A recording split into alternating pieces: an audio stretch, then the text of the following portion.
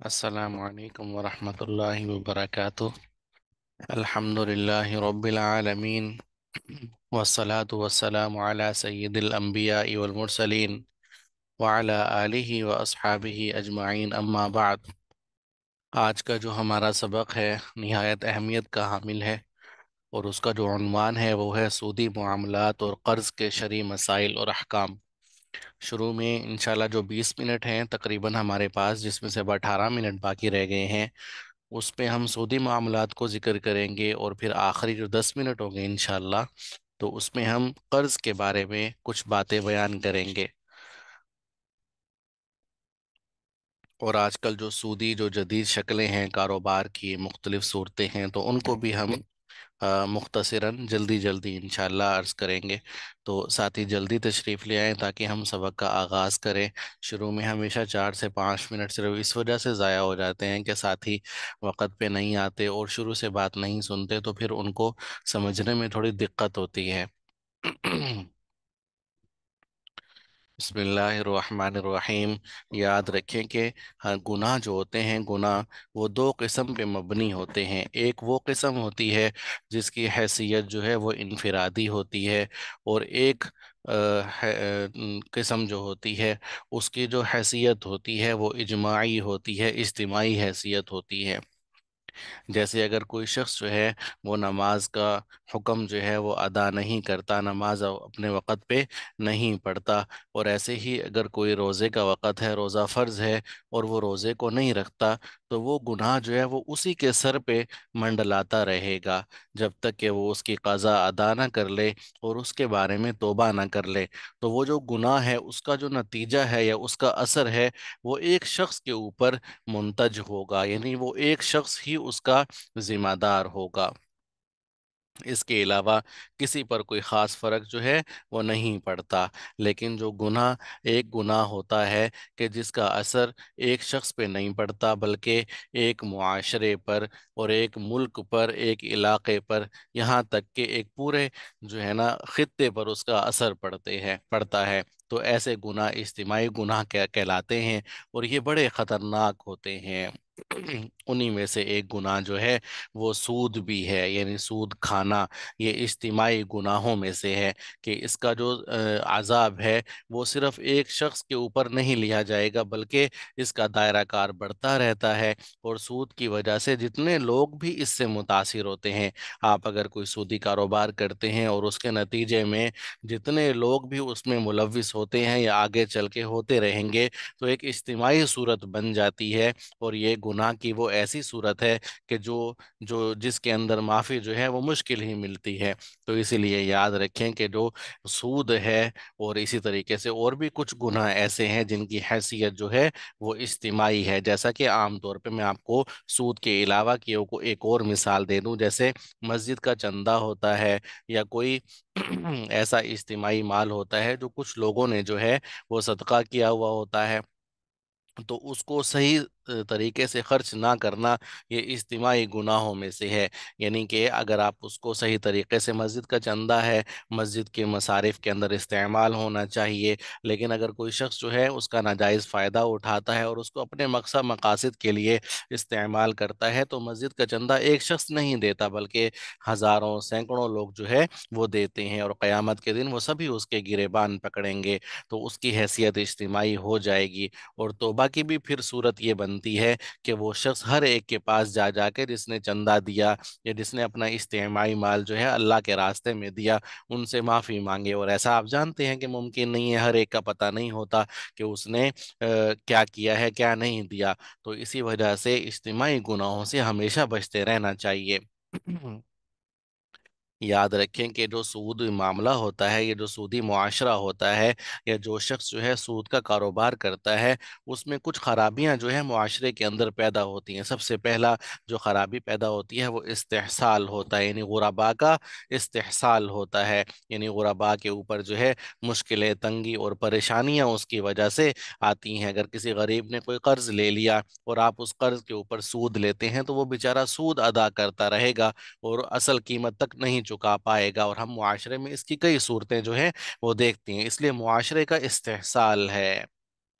दूसरी किस्म की खराबी जो है वो ये है कि पैसा जो है, पैसा वो एक एक ही तबके में सिमट के रह जाता है, और अमीर जो है वो अमीर से अमीर तर होता चला जाता है, और गरीब जो है वो गरीब से गरीब तर होता चला जाता है। ये मुआशरे की दूसरी खराबी है। उसके बाद तीसरी खराबी ये है कि इंसान जो सूदी कारोबार करता है वो मुफ्त खोरी का आदी हो जाता है, और हिर्स और तमा जो है वो उसके अंदर बढ़ जाता है। सूरह बकरा की आयत नंबर 275, 276 और 278 नंबर में सूद की बाकायदा हुर्मत जो है वो बयान की गई है।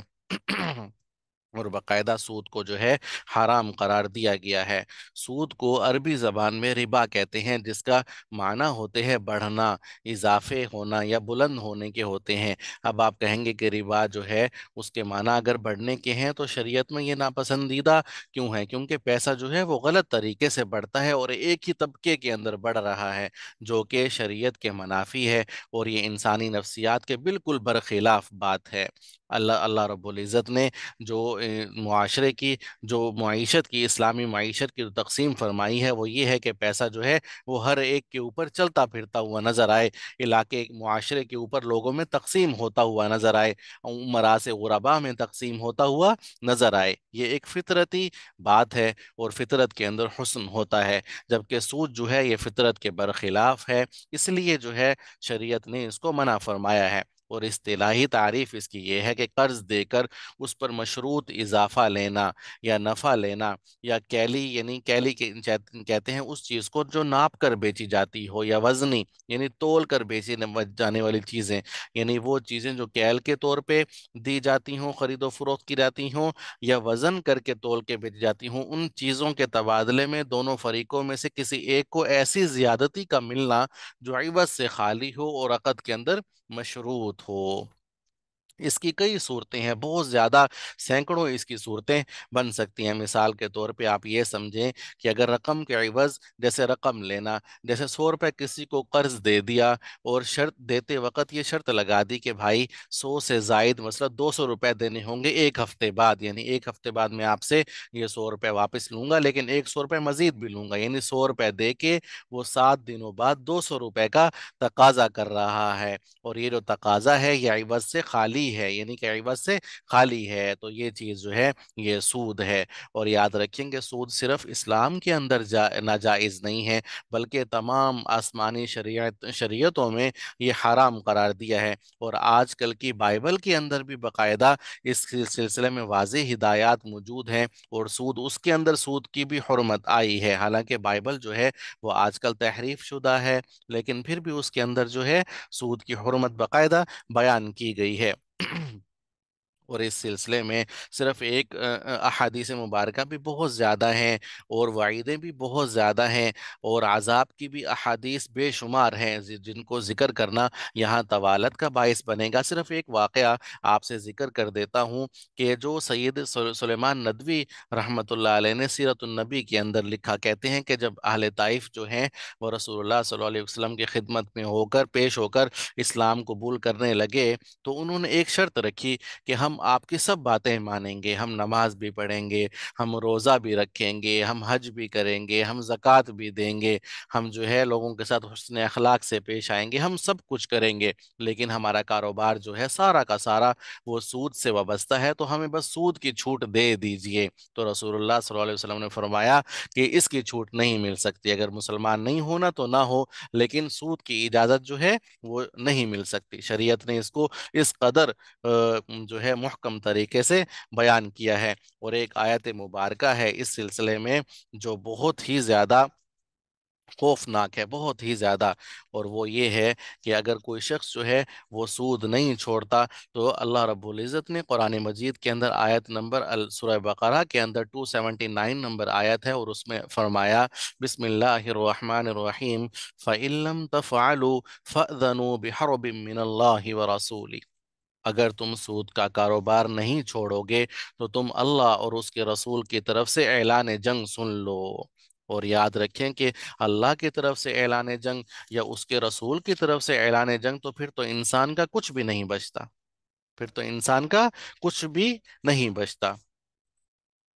और अब जो है आज का जो मौजूदा दौर है और सूद की जो अब हुर्मत जो है हमारे जहनों से और हमारे दिलों से निकलती जा रही है, तो इसके बारे में रसूलुल्लाह सल्लल्लाहु अलैहि वसल्लम ने पहले ही पेशीन गोई फरमा दी थी। मिशकात शरीफ की रिवायत है जो कि अबू दाऊद में भी आई है, नसाई के अंदर भी आई है और मुस्नद अहमद के अंदर भी आई है। और हज़रत अबू हुरैरा रज़ी अल्लाह अन्हु इसके रावी हैं। रसूलुल्लाह सल्लल्लाहु अलैहि वसल्लम ने फरमाया कि एक ज़माना ऐसा आएगा कि हर शख्स जो है वो सूद खाने लगेगा, और जो नहीं खाना चाहेगा उसकी सांस के साथ सूद जो है वो शामिल हो जाएगा। अल्लाह अकबर। यानी कि इसका मतलब ये है कि एक ज़माना ऐसा आएगा कि इंसान जो है वो सूद खाने को बुरा नहीं समझेगा, मुसलमान जो है वो सूद खाने को बुरा नहीं समझेगा। और आज का देख लें, हमारे ज़माने में जो सूदी काम होते हैं, सूदी कारोबार होते हैं, तो उनके बारे में हम जो है कुछ तगोदो नहीं करते। और वो लोग जो इससे बचना चाहते हैं लेकिन फिर भी उनकी सांस के साथ सूद शामिल होगा, तो इससे क्या मुराद है? इससे मुराद ये है कि हम ऐसे मुआशरे में सांस ले रहे होंगे, ऐसे मुआशरे में रह रहे होंगे कि जो सूदी कारोबार पर, सूदी मुआशरे पर जो है मबनी होगा, मुब्तला होगा। और जो है जैसे हम किसी के घर मेहमान जाते हैं, मेहमान बन के, तो हमें नहीं पता कि हमारा मेज़बान जो है वो हमें जो खाना खिला रहा है, जो शरबत पिला रहा है, या हमारी तवाज़ुअ कर रहा है, तो वो सूद के पैसों से कर रहा है या उसके जायज़ कारोबार है। और ऐसे ही हम कभी किसी कंपनी में इन्वेस्ट करते हैं या कहीं कारोबार करते हैं, तो हमें बसा औकात पता नहीं होता कि इसमें सूद शामिल है या नहीं है, जैसा कि लोग आमतौर पे भूल चूक से काम कर लेते हैं और फिर उनको बाद में पता चलता है कि ये तो सूदी काम है। तो इसलिए रसूलुल्लाह सल्लल्लाहु अलैहि वसल्लम ने फरमाया कि वो शख्स जो खाना नहीं चाहेगा लेकिन फिर भी उसकी सांस के साथ जो है सूद शामिल होगा। तो और यही हदीस जो है ये आज के ज़माने में हमारी हमारी कौम पर सादिक आती है। और हमारा जो पूरा का पूरा मुआशरा है, कहने को तो ये इस्लामी जमहूरिया पाकिस्तान है, लेकिन इसका सारा माशी निज़ाम जो है वो सूद पर मबनी है। उसके बाद ये सुन लें कि जो सूद की जो इल्लतें हैं, यानी कि सूद किन किन चीज़ों में पाया जाता है और किन चीज़ों में नहीं पाया जाता, तो अहनाफ के नज़दीक जो है इसकी सूद की जो इल्लतें हैं वो दो हैं। एक को कहते हैं जिन्स और एक को कहते हैं कदर। यानी अगर जिन्स जो है वो एक जैसी हो, जैसे गंदम की जो खरीदो फरोख्त है गंदम के साथ करना चाहें, या सोने की खरीदो फरोख्त है सोने के साथ करना चाहें, या पैसे की खरीदो फरोख्त है, पैसा एक जिन्स है तो उसके पैसे के साथ करना चाहें, तो ये बराबर सराबर में कर सकते हैं। या फिर अगर इसके जायज होने की एक सूरत ये है कि दरमियान में कोई तीसरी जिन्स ले आए, जैसा कि मैंने आपको कल एक हदीस बयान की थी, हजरत बिलाल रजी अल्लाह अन्हु की वो खजूरें लाने वाली जो हदीस है। ऐसे ही वो कदर, ऐसे ही दूसरी इल्लत है कदर, यानी वो चीज़ें जो कैली तौर पे या वजनी तौर पे जाके बेची जाती हों, जैसे खजूरें हो गई या इस जैसी दूसरी चीज़ें। तो इन दोनों के अंदर जो है कमी ज्यादती जायज़ नहीं है, इल्ला ये कि आप कोई जो है बराबर सराबर का मामला कर लें, या फिर आप जो है इसमें इसके अंदर जो है तीसरी जिन्स जो है कोई ले आए। अगर दो चीज़ें एक ही जिन्स और एक ही कदर की हों, दोनों मुख्तलिफ हों, तो उसमें कमी बेशी भी जायज़ है, उधार भी जायज़ है, और उसमें कोई मुज़ायक़ा नहीं है। और आजकल की जो सूदी जो कारोबार हैं और सूदी मामलात हैं या सूदी इदारे हैं, तो अब उनके ऊपर हम थोड़ी सी बात कर लेते हैं। सबसे बड़ा आजकल जो हमारे मुआशरे के अंदर सूदी इदारे हैं वो बैंक हैं। बैंक जो है इसका सारा का सारा निज़ाम जो है वो सूद पर मबनी है, चुनाचे तिजारती कर्जे हों या ज़राअती या तामीराती कर्जे हों, सब के सब जो है ये सूद पर दिए जाते हैं, जो कि कतई जो है नाजायज़ नहीं है। इसीलिए करंट अकाउंट का इस्तेमाल किया जाए और जो सेविंग अकाउंट है उनसे बचा जाए। इसके अलावा जो है वो लोग जो सेविंग अकाउंट में सूद शामिल नहीं करते, तो जैसे इस्लामिक बैंक हो गए, सुना है कि उनकी कुछ और तरतीब होती है, वो सेविंग अकाउंट में सूद को शामिल नहीं करते, तो उनमें कुछ गुंजाइश है, लेकिन बेहतर यही है कि उससे भी बचा जाए। दूसरे नंबर पे बीमा इंश्योरेंस वगैरह जो है वो भी कतई हराम है, क्योंकि उसमें सूद के अलावा जुआ का अंसर भी पाया जाता है। इसी इसी तरह इसके अलावा जो प्राइस बॉन्ड वगैरह होते हैं उनमें भी सूद होता है और क़िमार और जुआ होता है। इसके अलावा जो सरकारी जो कुरानदाजियाँ होती हैं, बॉन्ड